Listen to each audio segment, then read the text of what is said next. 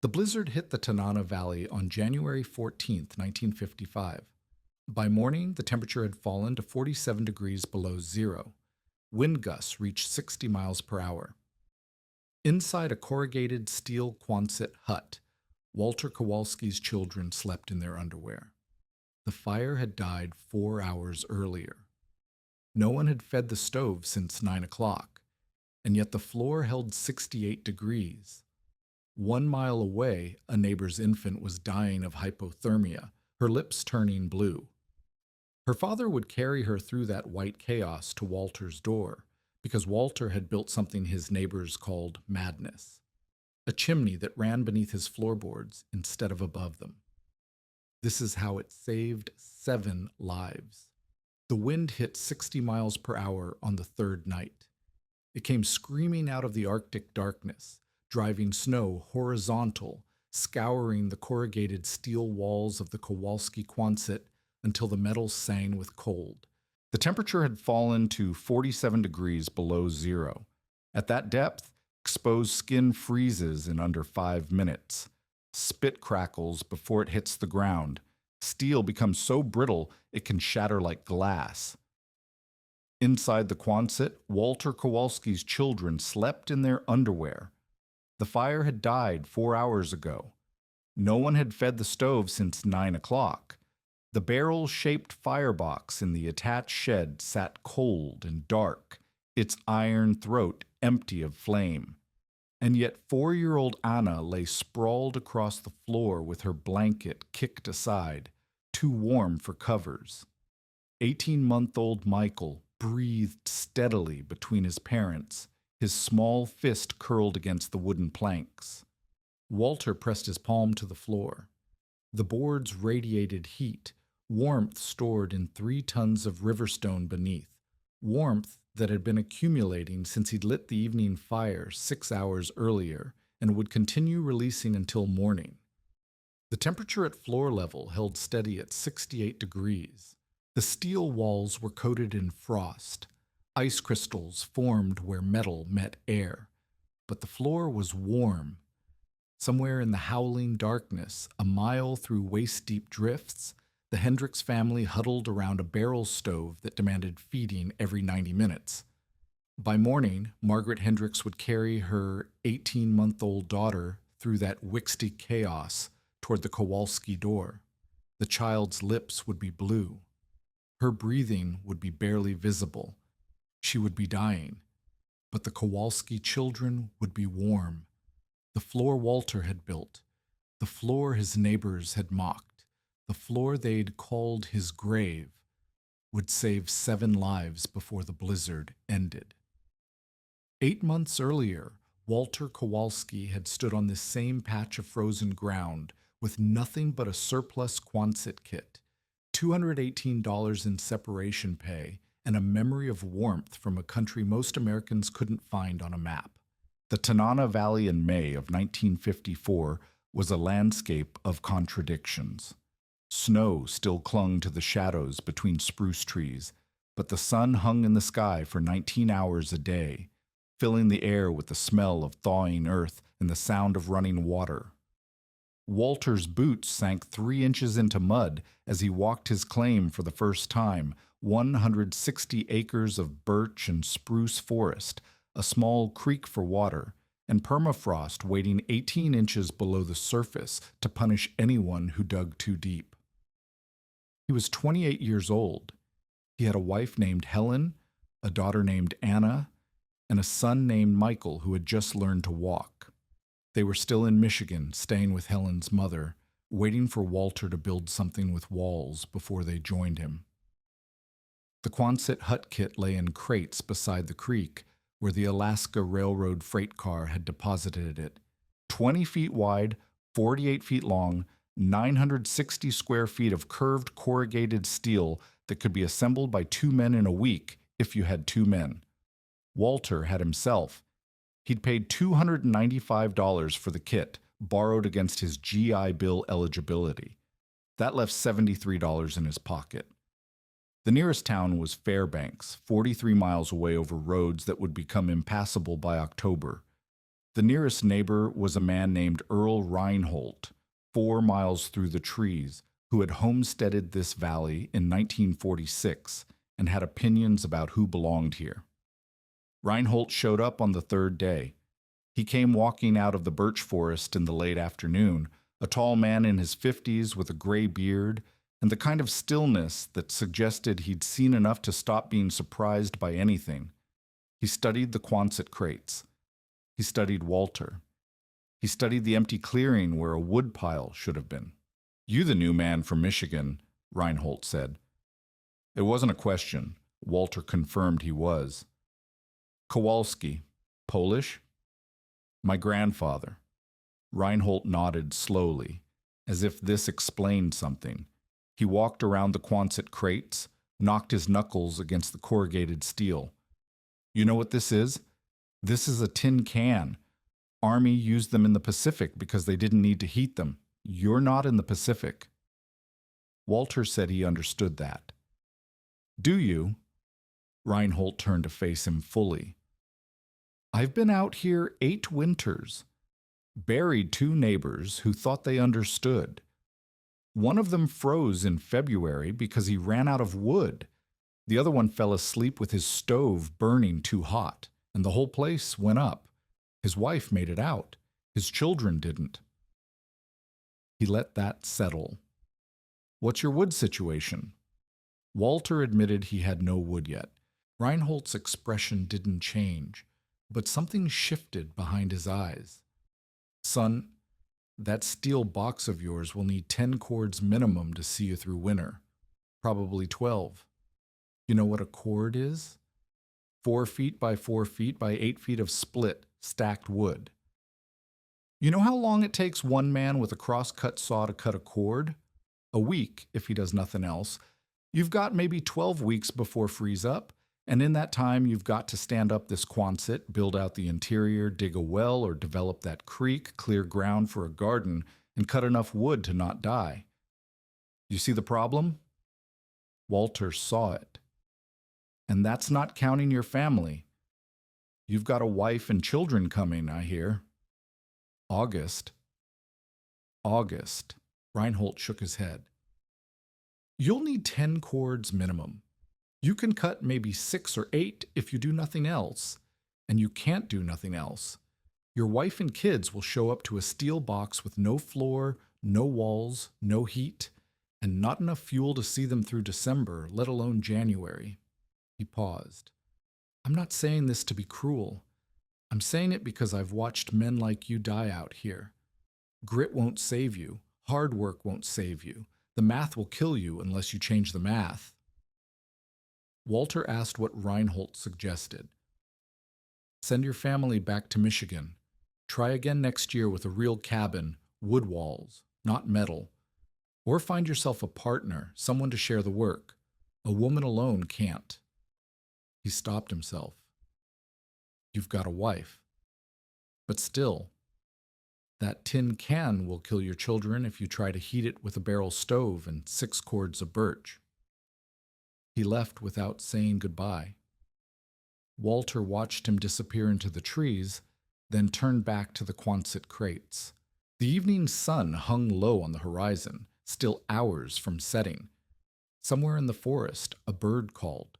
The creek murmured over stones. 10 cords minimum, 6 cords maximum. A family arriving in 3 months. Steel that bled heat faster than any fire could replace it. Walter had known the numbers before Reinhold spelled them out. He'd done the math on the train from Seattle, done it again on the freight car from Anchorage, done it every night lying awake in the small tent he'd pitched beside the crates. He knew what the conventional approach required. He knew he couldn't meet it. But Walter Kowalski had spent a winter in Korea, and he remembered something about the floors. The memory came back in pieces, the way war memories do, sharp fragments embedded in blur. January of 1952. Walter's unit, the 7th Infantry Division, had been billeted in a farmhouse near Wonju during a cold snap that dropped temperatures to 28 below zero. The wind came down from the mountains like a blade. Men were losing fingers to frostbite. The medic had stopped counting cases. The farmhouse looked like nothing: mud walls, thatched roof, the kind of structure that should have been colder inside than out. Walter had braced himself for another night of shivering in his sleeping bag, breathing into his collar to keep his nose from freezing. But when he stepped inside, the cold vanished. It wasn't warm the way a fire is warm: no blast of heat, no visible flame, no stove glowing in the corner. It was warm the way summer pavement is warm, rising from below, steady and encompassing. The floor was made of flat stones, and those stones radiated heat like they'd been baking in August sun. The farmer was an old man with a face like cracked leather. He spoke no English, but he understood what the American soldiers were asking. He led them to a small kitchen at the back of the house, where a cooking fire burned in a pit set into the ground. The fire was modest, nothing that should have heated a whole house. But the farmer pointed from the fire pit to the floor, made a sweeping gesture with his hands, then pointed to a chimney on the far side of the building. One of the Korean translators attached to the unit explained. The system was called Ondol. The smoke from the cooking fire didn't rise straight up. Instead, it traveled horizontally through stone-lined channels beneath the floor, heating the stones as it went, before finally exiting through a chimney on the opposite wall. The stones absorbed heat during the fire and released it slowly over hours. One fire in the evening, warm floors until morning. Walter had slept on that floor in his clothes, no sleeping bag needed. He'd pressed his palm to the stones at midnight and found them still warm. He'd pressed them again at dawn and found them merely cool. 8 hours of heat storage from a single cooking fire. He'd filed the memory away as a curiosity, something the Koreans did, interesting but irrelevant. Now, standing in an Alaska clearing with an impossible equation and a family depending on him, it returned like an answer to a question he hadn't known he was asking. What if the heat went down instead of up? The problem with Quonsets was simple physics. Heat rises. A barrel stove sends hot air toward the ceiling, where it contacts curved steel walls that are colder than the air outside. The heat bleeds through the metal instantly. The floor, where people actually live, where children sleep, where families spend their hours, stays cold. You burn fuel to heat steel, and the steel rejects every calorie you feed it. But what if the floor itself was the heater? Walter found a stick and began scratching in the mud. A Quonset, seen from the side. Below it, channels, stone-lined trenches running the length of the building. A firebox at one end set lower than the floor to create draft. A chimney at the other end pulling smoke through the system. The stones absorbing heat as the hot gases pass beneath them. The wooden floor above the stones radiating warmth upward into the living space. The math changed. He didn't need to heat the whole Quonset. He needed to heat the floor. The steel walls would still bleed heat, but the floor would give it back. The stones would store energy during the fire and release it over hours. Instead of constant feeding, a barrel stove demanding wood every 90 minutes through the coldest nights, he could burn hot and fast in the evening, let the stones soak up the heat, and sleep through the night without touching the firebox. If masonry stoves in cold climates used half the fuel of conventional stoves, and he'd heard they did, then maybe he didn't need 10 cords. Maybe he needed 5, maybe 4, if it worked. Walter stared at his sketch in the mud. The design required excavating a pit 2 feet deep across the entire Quonset footprint.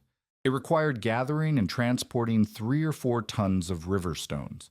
It required building the floor system before raising the Quonset walls, the reverse of normal construction, costing weeks of time. It required trusting that a technique he'd seen once, in a Korean farmhouse during a war, could be rebuilt from memory in Alaska permafrost. If it failed, there would be no time to cut adequate wood, no money for fuel oil, no backup plan. His family would freeze. But if it worked, the equation changed completely. Walter began walking toward the creek, The river stones would need to be flat for the floor slabs, round for the channel walls. He'd need clay for mortar. There might be deposits along the creek bank. He'd need to find a source of larger stones for the firebox lining, something heat-resistant. He had 9 weeks before Helen arrived. 6 weeks, maybe, for the floor system. 3 weeks to raise the Quonset. No margin. He picked up the first stone, tested its weight in his hand, and started calculating. Word traveled fast in a valley with 6 homesteads. By the second week of June, everyone within 10 miles knew about the Kowalski excavation. The new man from Michigan wasn't cutting timber. He wasn't raising his Quonset. He was digging a hole. John Harkness came to see for himself on a Thursday afternoon. Harkness was 36, a compact man with careful hands and the kind of practicality that weighed every decision against its odds of success. He'd homesteaded his claim in 1949, built a solid cabin from local timber, survived 5 winters without crisis. He wasn't cruel like Reinhold could be, but he wasn't sentimental either. Survival left no room for sentiment. He found Walter knee-deep in a pit that covered half the Quonset footprint. The excavation was maybe 18 inches down above the permafrost line, revealing dark soil and stones. Mosquitoes swarmed in clouds so thick they seemed to have mass. Walter's face was wrapped in cheesecloth, and still his neck was swollen with bites. "Kowalski," Harkness said by way of greeting. Walter climbed out of the pit, pulled the cheesecloth aside. His face was thinner than it had been 3 weeks ago. He was eating beans and hardtack, saving money for materials he didn't yet have. Harkness studied the excavation. "Reinhold says you're building a Korean fireplace." "Something like that." "Mind explaining?" Walter explained. "The Ondol system, the stone channels beneath the floor. The heat stored in thermal mass, released over hours. The firebox in an attached shed, the chimney at the far end, the smoke traveling the full length of the building before it exited." Harkness listened without interrupting. When Walter finished, he walked the perimeter of the pit, studying the dimensions. Then he turned back. "How do you know this will work?" Walter said he'd slept on Ondol floors in Korea. He'd felt the heat himself. In Korea, with Korean builders who'd been doing it their whole lives, stone that grew in Korean ground, weather they understood. Harkness shook his head. "You're building from memory in soil you've never worked with. You've got no plans, no guidance, and you're spending a month digging holes when you should be cutting timber." Walter started to respond, but Harkness held up a hand. "Even if this works, and that's the biggest if I've heard all year, you'll have no wood to burn in it. You understand that? You're solving the wrong problem. The problem isn't how efficiently you burn wood. The problem is having enough wood to burn. Right now, you're choosing between a system that might save fuel and having fuel at all." Walter had an answer for that. If the floor system cut his fuel needs in half, he only needed 4 or 5 cords instead of 10. He could cut that much and still finish the Quonset before Helen arrived. Harkness's expression didn't change. "And if it doesn't work, if the smoke doesn't draw, if the stones crack in the cold, if you poison your family with bad air in the middle of January, what then? You'll have a hole in the ground instead of a wood pile, and no time to fix either one." Walter admitted he had no answer for that. "Carbon monoxide," Harkness said. "It's odorless. You don't smell it coming. One crack in those channels, one gap in the seal, and you'll die in your sleep. The whole family will. I've heard of it happening with regular stoves. A system like this, with smoke running under where people sleep?" He didn't finish the sentence. The mosquitoes whined. Somewhere in the distance, a raven called. Harkness looked at Walter for a long moment as if measuring something. Then he said, "I hope you know something I don't. Because if you're wrong, there won't be time to fix it. There won't be time for anything." He turned and walked back into the forest. leaving Walter alone with his pit and his stones and his gamble. Clarence Drucker heard about the Korean fireplace from Reinhold, who heard it from Harkness, who was already shaking his head about the whole business. By mid-June, Drucker had formed an opinion. Drucker ran the only general store within 30 miles, Drucker's Supply, established in 1947. He sold tools, dry goods, ammunition, and fuel, especially fuel.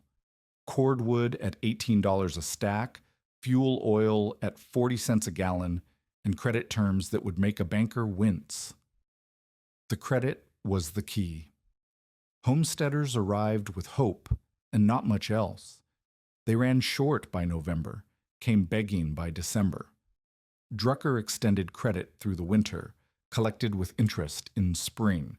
Those who couldn't pay surrendered their claims. Drucker had acquired 3 homesteads this way, renting them to seasonal workers for a profit that compounded year over year. A man who could heat his family on 4 cords instead of 10 was a threat to the entire model. Walter met Drucker at the supply store in late June. He'd walked the 12 miles to buy nails and hinges for the Quonset frame, hardware he couldn't fabricate from forest materials. The store was a low log building with a porch where old-timers gathered to complain about the weather and the government. 3 of them watched as Walter entered.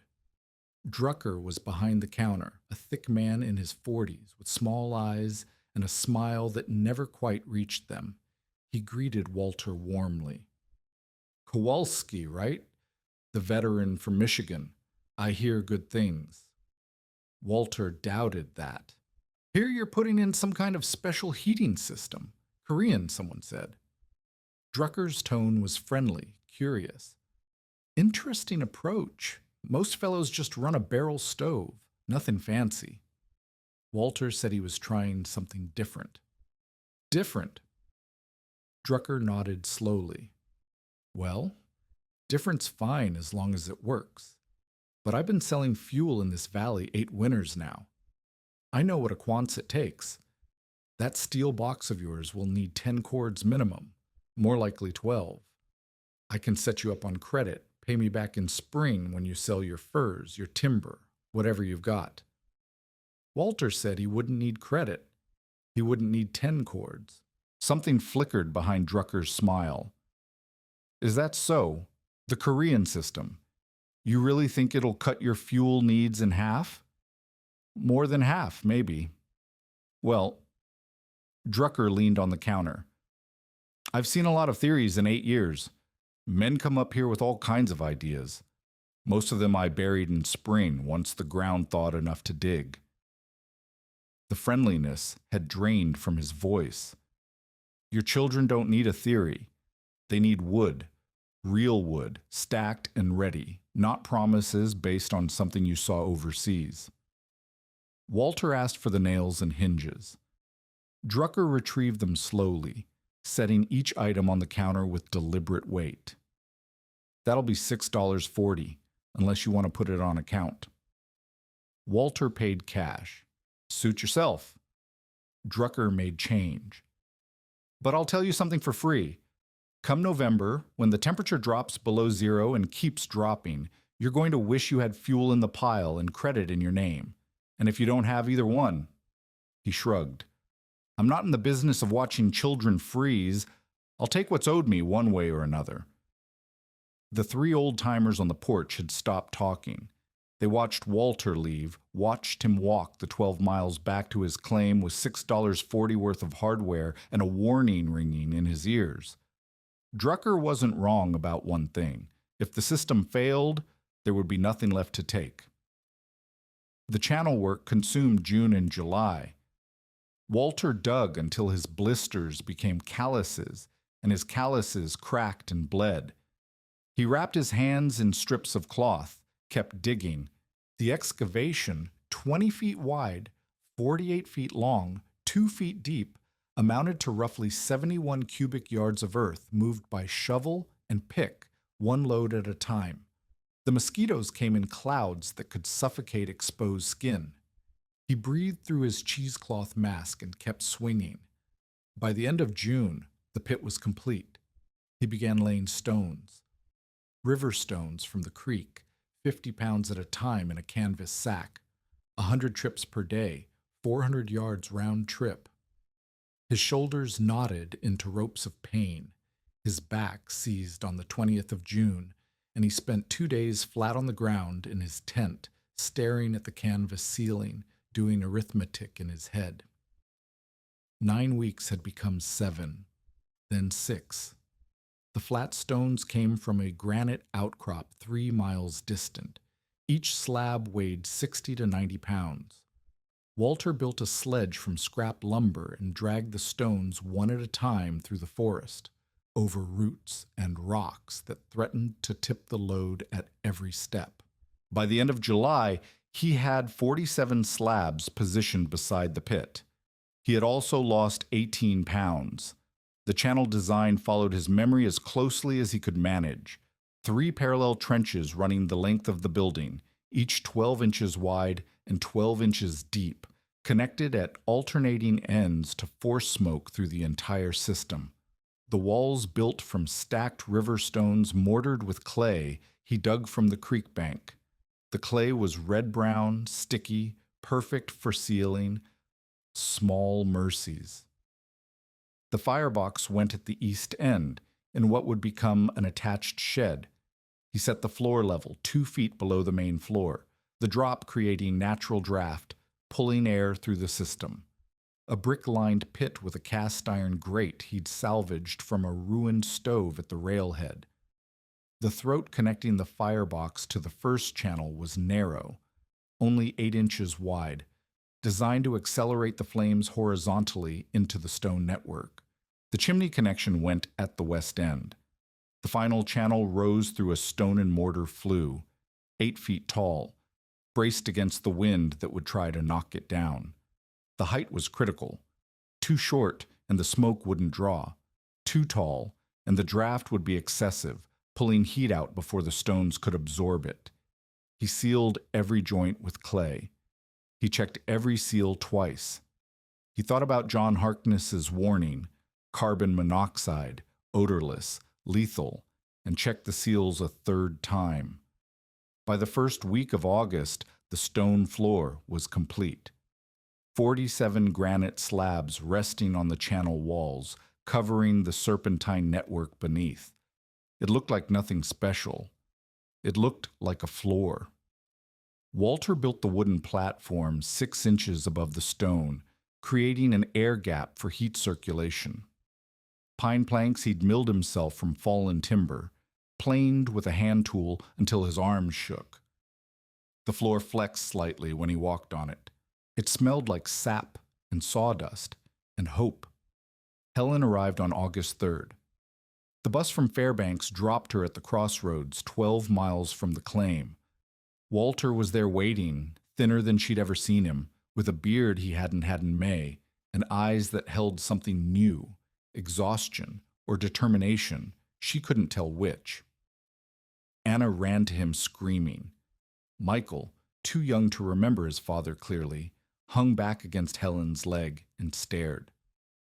They walked the 12 miles together, Walter carrying Michael on his shoulders, Anna chattering about the bus ride and the mountains, and when would she see a bear? Helen said little. She was looking at the forest, at the emptiness, at the distance between here and everything she'd ever known. The Quonset frame was half assembled. Curved steel ribs arched against the sky like the bones of some enormous animal. The corrugated sheets lay in stacks, waiting to be bolted into place.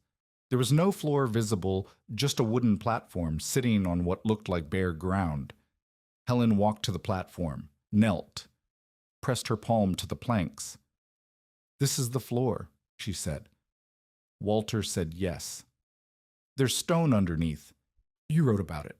The Korean heating." "Yes." Helen was quiet for a moment. Then she looked up. "The neighbors think you're crazy. The man at the supply store, Drucker, told me on the bus. He said you were building your own grave and you'd bury your children in it." Walter didn't answer. Helen stood. She looked at the Quonset ribs, the stacks of steel sheeting, the small pile of firewood, maybe 2 cords, not nearly enough by any conventional measure. She looked at her husband, 30 pounds lighter than when he'd left Michigan with bleeding hands and a project that couldn't fail. She asked only one question: "Will it work?" Walter couldn't answer. He hadn't lit the first fire yet. Helen nodded slowly, as if she'd expected that response. Then she bent down, picked up a river stone from the pile Walter kept for repairs, and carried it toward the shed where the firebox waited. "Show me where these go," she said. They raised the Quonset together. Walter bent the ribs into position. Helen handed up bolts and rivets, held support steady, fed the children when they cried, and returned to work when they slept. Anna, 4 years old, carried small stones and fetched water and tried to keep Michael from wandering into the forest. It wasn't enough. It was all they had. The corrugated sheets weighed 40 pounds each. The 48-foot length required positioning and securing over 60 sheets. Walter worked from a ladder he'd built from scrap lumber, a ladder that swayed every time the wind gusted. He dropped a bolt on August 17th and watched it fall 30 feet to the ground. He climbed down, retrieved it, climbed back up. His hands shook. By late August, the frame was complete. The shell followed in September, sheet by sheet, bolt by bolt, rivet by rivet. Helen learned to swing a hammer. Her palms blistered and bled and calloused, the same progression Walter's had followed. She didn't complain. There was no one to complain to. On September 4th, a load-bearing rib cracked. Walter heard it before he saw it, a sound like a gunshot, metal giving way under stress. He climbed down and found the fracture, a 3-inch split along a factory weld, metal fatigue that had been waiting since the surplus yard to betray him. Without this rib, the Quonset couldn't be closed. The shell would buckle in the first serious wind. He had no money for a replacement. The nearest surplus dealer was in Anchorage, 350 miles away, over roads that barely existed. Even if he could get there, even if he had the cash, the round trip would take 2 weeks. 2 weeks he didn't have. For 2 days, Walter sat with the broken rib and considered his options. He could cannibalize another rib, weakening the structure elsewhere. He could try to weld the fracture, but he had no welding equipment and no skill. He could abandon the project entirely, take his family to Fairbanks, and admit that Reinhold and Drucker and everyone else had been right. On the 3rd day, John Harkness appeared. He came out of the forest carrying a steel bar over his shoulder, not a perfect match for the Quonset rib, but close. 4 inches wide, a 1/4 inch thick, 8 feet long, salvage from a failed piece of equipment on his own claim. "Heard about your problem," Harkness said. "Reinhold mentioned it." Walter stared at the bar. "It's not charity," Harkness said quickly. "I don't do charity, but I've got a proposition. This deal for 2 days of your labor comes spring. I'm clearing a new field. I could use another back." 2 days of labor. Walter would have given a month. "Deal," he said. Harkness helped him position the bar, showed him how to brace it against the existing ribs, how to bolt it so the load would distribute evenly. They worked until dark. When they finished, Harkness stood back and studied the Quonset frame. "That floor of yours," he said, "the stone channels. You really think it'll work?" Walter said he didn't know. He said he'd find out in October. Harkness nodded slowly. He looked at the floor, the wooden platform hiding the stone network beneath, and something shifted in his expression. Not quite belief. Something more like curiosity. "I hope you're right," he said, "for your children's sake." He turned and walked back into the forest. October 15th. Temperature, 18 degrees above zero. cold but not dangerous. The Quonset shell was complete, curved steel walls sealed against the weather, interior framed with rough-cut lumber, the wooden floor solid underfoot. No insulation, no money, no time. Walter lit the first fire. The family gathered in the Quonset, Helen holding Michael, Anna pressed against her mother's leg. They watched as Walter fed kindling into the firebox, coaxed the flame, added split birch one piece at a time. The fire caught and grew. Smoke rose into the brick-lined chamber, curled through the narrow throat, and disappeared into the darkness of the first channel. For 30 minutes, nothing happened. The stones were cold-soaked from months of construction. The system had never held heat. Walter fed the fire slowly, letting it build, watching for smoke that might curl back through gaps in the channel seals. Carbon monoxide. Odorless. He kept his eyes on the children. Then Helen said, "Look." Smoke was rising from the chimney at the far end of the Quonset, thin and gray and steady, climbing into the October air. The draft was working. Smoke was traveling the full 48 feet through the stone channels before exiting. Nothing was leaking into the living space. Walter added more wood. The fire burned hotter. He could feel warmth radiating from the firebox through the shed wall. 2 hours later, he pressed his palm to the wooden floor. Warm. Not hot.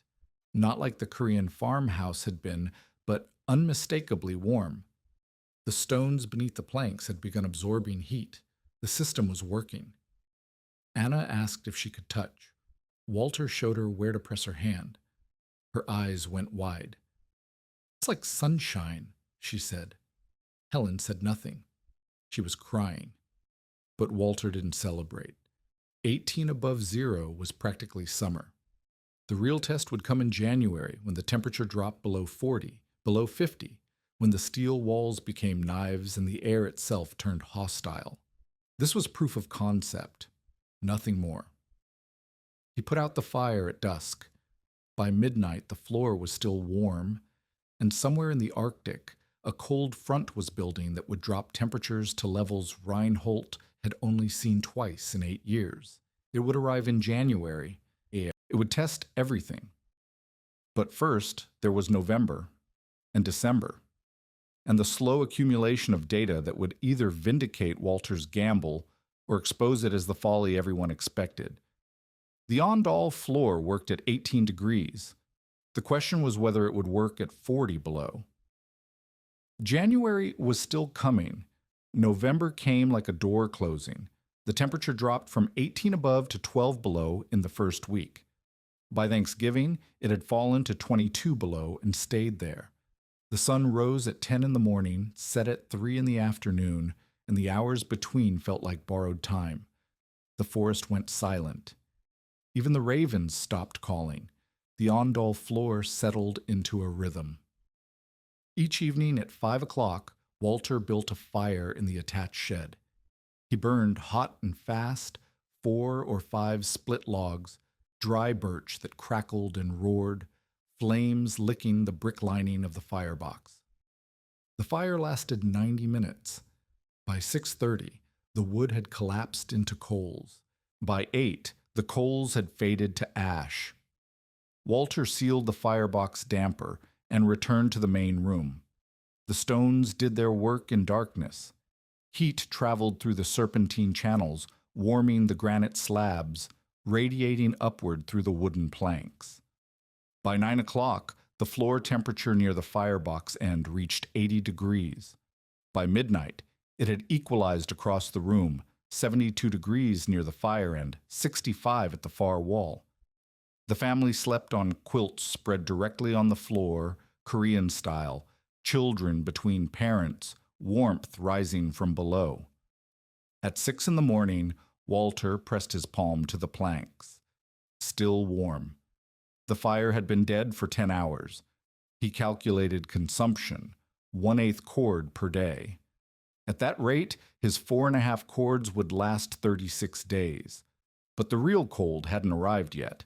22 below was nothing.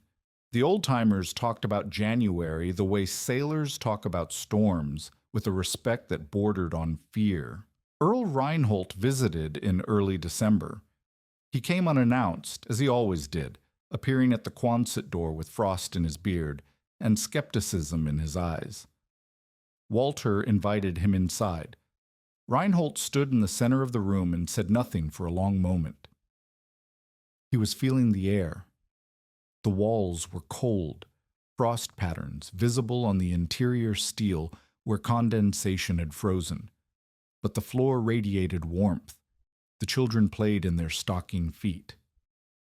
Helen sat mending clothes without a blanket across her lap. "It's 30 below out there," Reinhold said. Walter confirmed it was. "Your stove's not burning." "Fire went out at 8 last night." Reinhold walked to the far end of the room, knelt, pressed his palm to the floor. His expression flickered, surprise, quickly suppressed. He stood and walked back to Walter. "Clever," he said. "I'll give you that. But this is 30 below. Wait until 40 below. Wait until 50. That's when the steel stops being a wall and becomes a knife. Your floor won't save you then." Walter said he'd find out. "You will." Reinhold pulled his collar tighter. "The old-timers are talking about January. They say there's a cold front building in the Arctic that'll push temperatures lower than we've seen in years. The blizzard of 34 killed 16 people in 3 days. I was here for that. I remember what 45 below feels like when the wind's blowing. Your stones might hold heat, but will they hold enough?" He left without waiting for an answer. The Hendricks family had arrived in September. Tom Hendricks was 31, a former machinist from Ohio who'd lost his job when the plant closed. His wife Margaret was 28. Their daughter Sarah had just turned 18 months. They'd come to Alaska on the same desperate hope that had brought Walter, free land, a fresh start, a chance to build something that couldn't be taken away. Their cabin sat 1 mile from the Kowalski homestead, a rough structure of green logs that Tom had raised in 6 weeks of furious labor. It had a barrel stove, a dirt floor, no insulation. It was everything the conventional wisdom said a cabin should be. Tom had cut 9 cords of wood before freeze-up. He was proud of that number. 9 cords was enough. 9 cords was safe. What Tom didn't know, what no one knew until it happened, was that 47 below zero burns fuel twice as fast as 30 below. The math changes when the cold gets serious. A stove that holds temperature on half a cord per day at 30 below will devour a full cord at 45. The safety margin disappears. The pile shrinks faster than anyone planned. In early December, Walter walked over to the Hendricks cabin to introduce himself. He found Tom splitting wood, Margaret carrying water from a spring that was already threatening to freeze solid. Sarah sat bundled in blankets on the cabin's single chair, watching her parents work. Tom asked about the Korean heating system. He'd heard rumors. Walter explained the basics, the channels, the stones, the heat storage. Tom listened politely, but his eyes kept drifting to his woodpile. 9 cords, neatly stacked, more than enough. "Sounds complicated," Tom said. "I figure simple is better out here. A good stove, plenty of fuel, that's what my father would have done." Walter didn't argue. There was no point. The Hendricks cabin was already built, already heated, already committed to its path. Changing now would mean tearing everything apart and starting over. No one had time for that. "If you ever need anything," Walter said, "we're a mile that way." Tom thanked him. They shook hands. Walter walked home through the frozen forest, and he didn't think about the Hendricks family again until January. The cold front arrived on January 11th. It came without warning, a wall of Arctic air that pushed south like an invading army. On January 10th, the temperature was 12 below zero, cold but manageable. By midnight on the 11th, it had fallen to 28 below. By noon on the 12th, 36 below. The sky turned the color of iron. Snow began falling in small, hard pellets that stung exposed skin like thrown sand. Walter increased his fire frequency. Instead of one evening burn, he added a morning fire, a smaller one, just enough to boost the stone temperature for the day ahead. Consumption rose to 1/4 cord per day. His remaining pile, 2.3 cords. At this rate, he had 9 days of fuel. 9 days should have been enough. The cold front was supposed to pass in 3 or 4 days. That's what cold fronts did. They came. They punished. They moved on. This one didn't move. On January 13th, the temperature reached 38 below zero, and the snow turned into a blizzard. Wind speeds hit 40 miles per hour, driving visibility to near zero. Walter tried to check his woodpile and got lost 15 feet from his own door. He found his way back by following the Quonset wall with his hand, ice forming on his eyelashes, his lungs burning from cold that felt like breathing broken glass. The blizzard continued through the night. By morning on January 14th, the temperature had fallen to 47 below zero. Wind gusts reached 60 miles per hour. The world outside the Quonset disappeared into white chaos. Walter built his morning fire. He built his evening fire. The stones absorbed heat and released it and absorbed more. The floor held 68 degrees. The walls were coated in frost, ice crystals forming wherever warm interior air touched cold steel, but the floor stayed warm. The children slept. Helen kept a candle burning for the light. Walter sat by the door and listened to the wind trying to tear his home apart. He thought about the Hendricks family, 1 mile away, 9 cords of wood, a barrel stove that needed feeding every 90 minutes, a cabin with green log walls that probably leaked at every corner. He thought about going to check on them. Then he looked at the window and saw nothing but white, and he knew that walking a mile in this weather was suicide. He would die in the first 100 yards, frozen and lost and never found until spring. All he could do was wait. The Hendricks cabin ran out of fuel on the night of January 14th. Tom had calculated for 30 below. He had not calculated for 47 below sustained for 3 days with 60-mile-per-hour winds that sucked heat through every gap in his walls. His 9 cords had become 7 by Christmas, 5 by New Year's, 3 by January 10th. When the blizzard hit, he was burning a full cord per day just to keep the interior above freezing. By the evening of January 14th, he had nothing left but scraps. The barrel stove consumed the last of the split wood at 9 o'clock. Tom fed it furniture legs, then floorboards, then pieces of the bed frame. By midnight, he had nothing left to burn. The fire died. The temperature inside the cabin began to fall. Margaret wrapped Sarah in every blanket they owned. The child had developed a cough 3 days earlier. The cold air, the stress, the constant chill. Now the cough was worse. Sarah's breathing came in shallow wheezes. Her skin was pale. By 2 in the morning, the cabin interior had dropped below freezing. Frost formed on the inside of the walls. Margaret's breath plumed white in the darkness. She held Sarah against her chest and tried to keep the child warm with her own body heat, but there wasn't enough. There was never enough. Tom faced an impossible choice. He could stay in the cabin and watch his family freeze, or he could walk through the blizzard to the Kowalski homestead, 1 mile through waist-deep snow and 60-mile winds and temperatures that would kill him in minutes if he got lost. He chose to walk. At 4 in the morning on January 15th, Tom Hendricks wrapped himself in every piece of clothing he owned, kissed his wife and daughter, and stepped into the white void. The journey should have taken 20 minutes. It took 2 hours.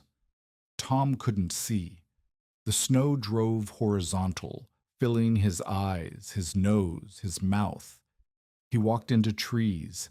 He fell into drifts. He lost direction within the first 100 yards and spent 20 minutes walking in a circle before recognizing a rock formation he'd passed earlier. The cold penetrated everything. His fingers went numb first, then his toes, then his face. His lungs ached with every breath. The mucus in his nose froze solid. His eyelashes froze together, and he had to pry them apart with fingertips that couldn't feel anything. He navigated by desperation. The Kowalski homestead was downhill from his cabin. He walked downhill. When he hit the creek, he followed it. When he reached the cleared ground around the Kowalski claim, he stumbled forward until he hit the Quonset wall. He pounded on the steel with fists he couldn't feel. Inside, Walter heard the sound. He'd been awake for an hour, tending the morning fire, watching the flames dance in the firebox. The pounding came faint through the wind, irregular, desperate. Walter pulled on his coat, his gloves, his hat. He cracked the door against 4 feet of drifted snow and shoved his way outside. Tom Hendricks collapsed through the gap. His face was white with frostbite, nose, cheeks, ears. His hands were rigid claws, frozen in the shape of fists. He couldn't speak. His jaw was locked from cold. But he clutched something against his chest, something wrapped in a frozen blanket. It was Sarah. The child was limp. Her lips were blue. Her breathing was so shallow that Walter couldn't see it at first. He thought she was dead. He thought Tom had carried his dead daughter through a blizzard. Then Sarah's chest moved. Barely. A flutter. Helen was already moving. She took Sarah from Tom's frozen arms and carried her to the warmest part of the floor, near the firebox end, where the stones radiated 80 degrees. She laid the child directly on the wooden planks. "Get blankets," she said. "Get him on the floor." Walter half carried Tom Hendricks to the floor and wrapped him in quilts. The man was shaking uncontrollably, a good sign.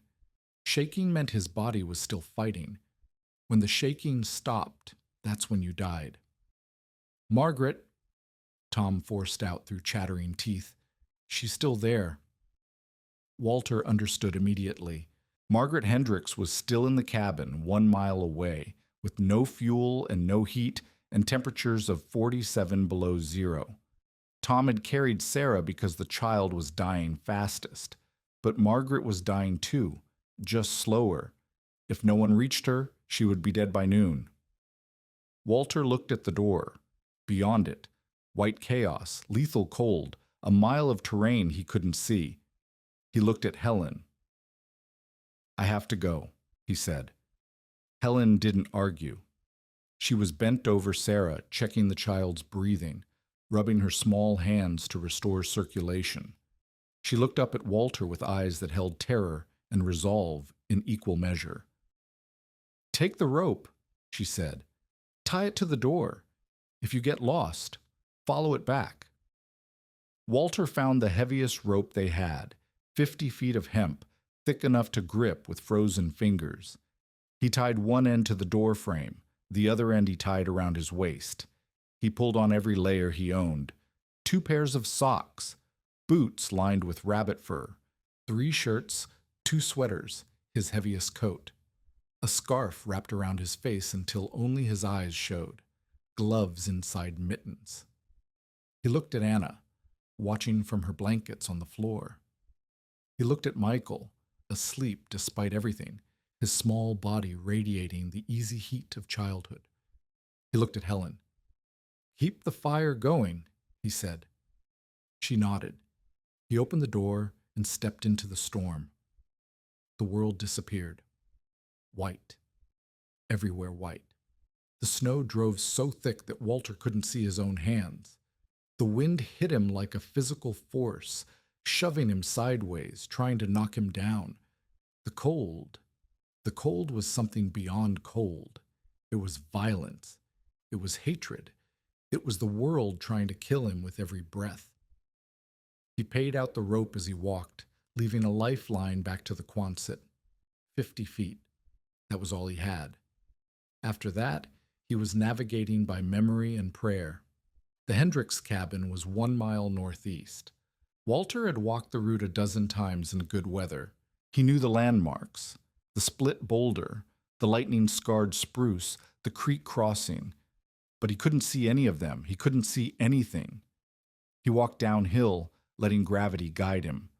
The creek should be at the bottom of the slope. If he could find the creek, he could follow it northeast toward the Hendricks property.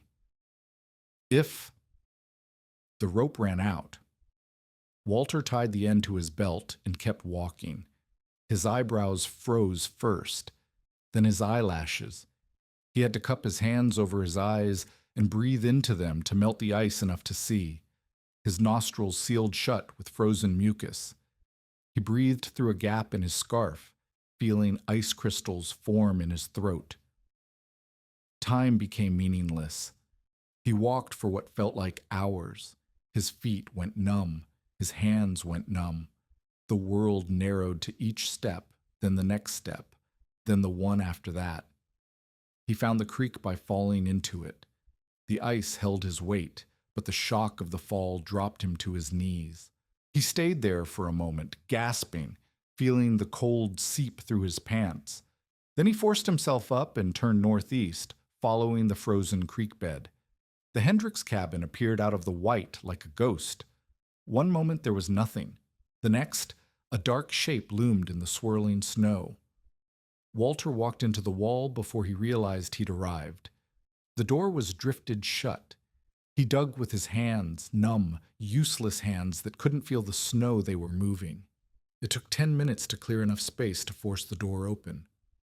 Margaret Hendricks was inside, wrapped in frozen blankets, curled in the corner farthest from the dead stove. Her eyes were closed. Frost coated her hair. Walter spoke her name. She didn't respond. He shook her. Nothing. He pressed his fingers to her throat, felt for a pulse. He couldn't feel anything. His fingers were too numb. He leaned close, put his ear near her mouth. A breath.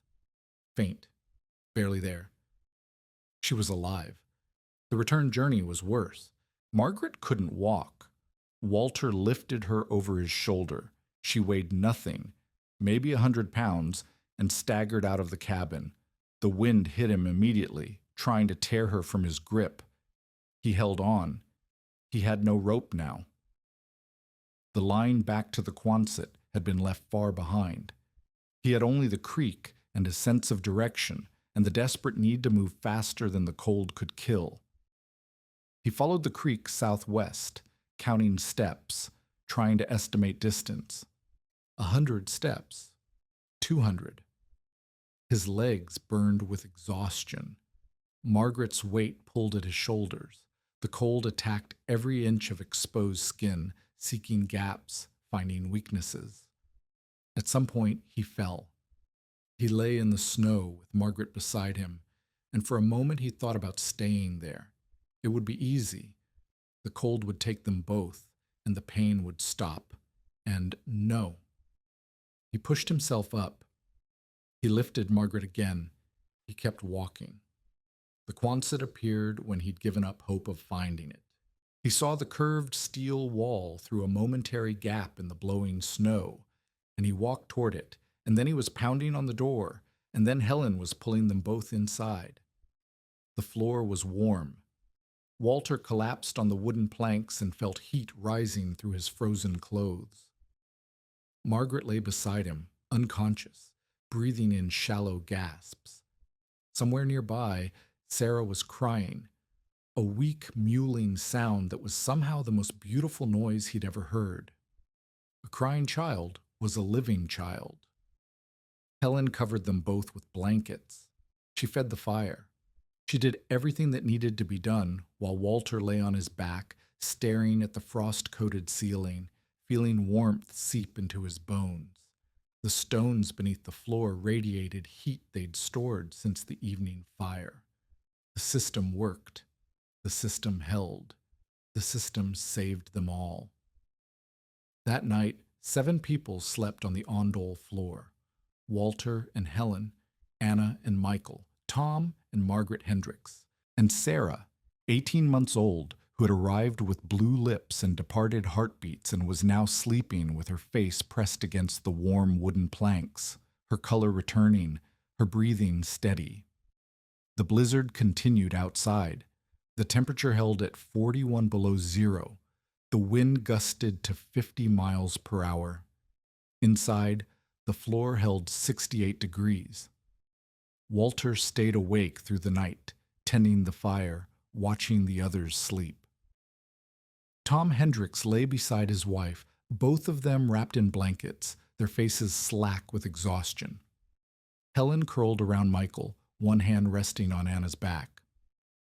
Sarah slept between her parents, small chest rising and falling. At dawn, Walter checked the fuel consumption. He had burned approximately half a cord during the crisis, 3 fires in 24 hours instead of his usual 2. His remaining pile, 1.8 cords, 1.8 cords. Enough for 7 more days at crisis consumption, 12 days at normal rates. The blizzard would end before then. It had to. On January 16th, the wind died. The temperature rose to 33 below zero, still brutal, but survivable. The sun reappeared for its brief midwinter arc, casting long shadows across 3 feet of fresh snow. The world stopped trying to kill them. Tom Hendricks stood in the Kowalski Quonset, staring at the floor. His frostbitten fingers were wrapped in bandages. His cheeks were blistered and raw. But he was alive. His wife was alive. His daughter was alive. "How does this work?" he asked. Walter showed him the firebox in the attached shed, the channels beneath the floor, the serpentine path the smoke traveled before exiting the chimney, the stones that absorbed heat and released it over hours. Tom knelt and pressed his palm to the floor. Warm. The fire had been dead since dawn, 6 hours, and the floor was still warm. "Show me how to build one," Tom said. Walter said he would. 3 days later, Earl Reinhold returned. He came alone, walking through snow that reached his thighs, his breath pluming white in the 30 below air. He didn't knock. He just stood outside the Quonset door until Walter noticed him and invited him in. Reinhold entered slowly. He looked at the Hendricks family, still recovering by the far wall. He looked at the children playing in their stocking feet. He looked at the frost on the steel walls and the warmth radiating from the floor. Then he turned to Walter. "I told you that steel box would kill your children," he said. Walter said yes, he had. I was wrong. Reinhold paused, as if the words cost him something. "I was wrong about the steel. I wasn't wrong about the cold.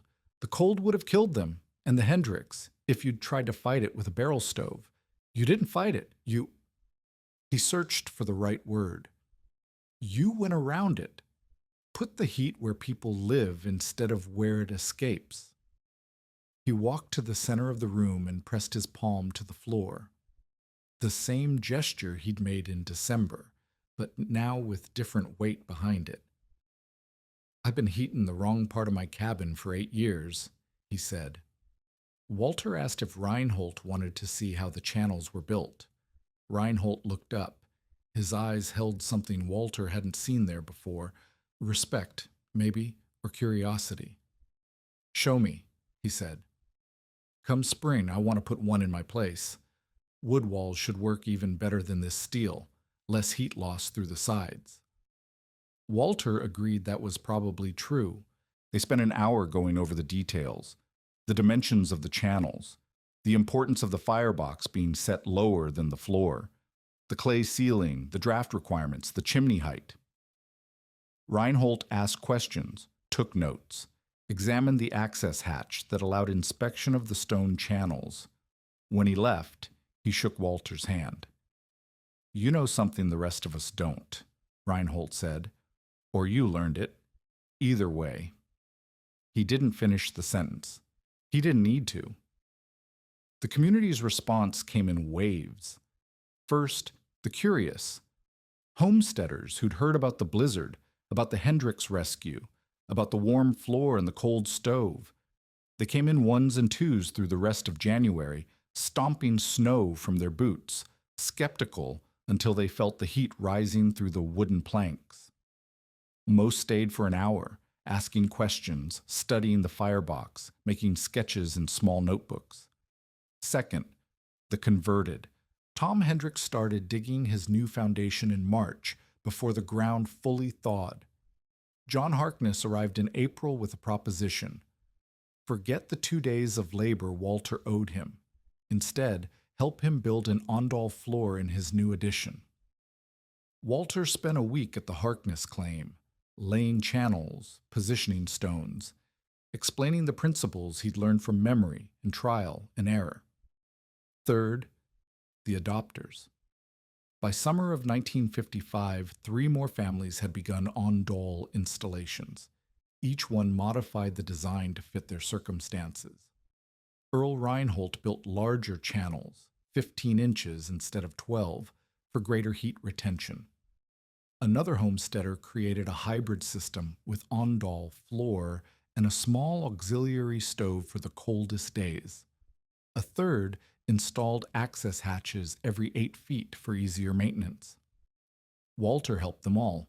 He drew diagrams. He answered questions. He visited claims to advise on excavation and stone selection. When people offered payment, he usually refused.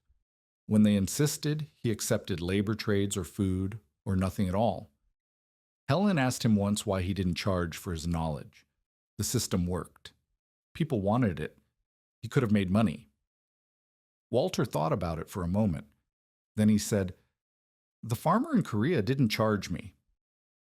Clarence Drucker watched his fuel sales decline through the spring of 1955. 3 families had cut their orders in half. 2 more were talking about Ondol installations. Word was spreading beyond the immediate valley. Homesteaders from 10 miles away had visited the Kowalski place, taken notes, left with plans. Drucker didn't visit. He didn't acknowledge the system worked. Instead, he spread doubt at his store, to anyone who would listen. "Works fine until the channels clog with soot," he said. "Then you've got a house full of carbon monoxide, whole family dead by morning. Wait until those stones crack in the frost, whole floor will collapse. Kowalski got lucky with one warm winter, doesn't prove anything." But his warnings rang hollow. People had seen the Hendricks family alive. People had felt the warm floor with their own hands. People had watched Walter burn half the fuel and stay twice as warm. In April, Drucker quietly added chimney stone to his inventory, flat granite slabs, the kind used for Ondol floors. He never explained why. He never admitted the system worked, but the stones sold. Walter and Helen proved up their homestead in 1956, full ownership, 160 acres, theirs forever. They raised Anna and Michael on that claim, added 2 more children, Peter in 57, Catherine in 60. The Ondol floor required maintenance every few years, channel cleaning, crack repairs, chimney work. But it kept them warm through winters that killed others, through cold snaps that emptied fuel piles and broke hearts. The system operated until 1968, when they installed an oil furnace during a renovation. Rural electrification had reached the valley by then, and heating oil was cheap, and the children were grown and didn't want to sleep on floors anymore. The Ondol channels were sealed but not destroyed. They still exist beneath the modern floor, unused, waiting. Walter died in 1989, aged 63. Helen lived until 2004. Both are buried on the homestead, which remains in the family. The Tanana Valley Ondol systems, the Kowalski method, neighbors called it, spread to roughly 20 homesteads between 1955 and 1965. Most were hybrid designs, combining Walter's principles with conventional heating. The peak adoption ended when oil furnaces made thermal mass unnecessary. By 1980, only 3 original systems still operated. By 2000, none. The method evolved and was forgotten, as useful things often are. When something works well enough and long enough, people stop seeing it. They just see warmth. The physics Walter used, thermal mass, radiant transfer, targeting heat where people live, are now recognized as foundations of sustainable building. The Department of Energy lists radiant floor heating as 20 to 40% more efficient than forced air systems. Passive solar designers study the same principles that Korean farmers discovered centuries ago. What Walter figured out in 1954, working from memory, building with river stones, betting his family's lives on warmth he'd felt in a foreign farmhouse during a war, it was validated by decades of building science. He didn't know the vocabulary. He knew the warmth. In Korea, traditional Ondol was designated a national treasure, intangible cultural heritage, number 135, even as modern hot water systems replaced smoke channels in virtually every home. The principle survived. The original method became heritage. In Alaska, the Kowalski method left no monuments, no patents, no building codes. It left families who survived winters they might not have survived. It left children who grew up on warm floors and didn't know to be grateful until they were old enough to understand what could have happened. In 2012, Anna Kowalski returned to her childhood homestead. She was 62 years old. Her nephew lived there now, running a small outfitting business, guiding hunters and fishermen through the same forest her father had cleared 6 decades earlier. The Quonset was long gone, replaced by a proper cabin in 1972, but the land was the same. The creek still ran. The mountains still rose. Anna asked to see the old floor. Her nephew pulled up the modern carpet, lifted a section of plywood subflooring. Below, visible in the dim light, stone slabs, fitted together with clay mortar, unchanged since 1954. The channels beneath them were sealed and dark, but the stones themselves were still solid, still capable of holding heat if anyone ever lit a fire in the long dormant firebox. Anna knelt. She pressed her palm to the cold granite.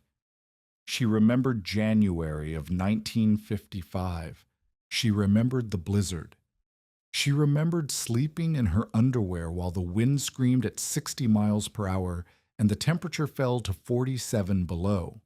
She remembered the Hendricks baby, blue-lipped and barely breathing, laid on this same floor to steal warmth from the stones. She remembered her father coming through the door with Margaret Hendricks over his shoulder, ice in his beard, frost on his eyelashes, more dead than alive. She remembered the floor being warm. "My father saved us with rocks and smoke," Anna said. Her voice was steady. Her eyes were not. "Every night of that winter, he saved us." The wind still blows through the Tanana Valley in January.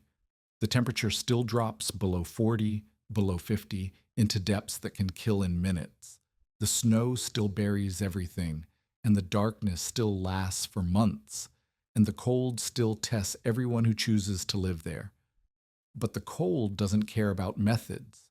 It doesn't know conventional from unconventional, proven from experimental, safe from foolish. It only knows what survives and what doesn't.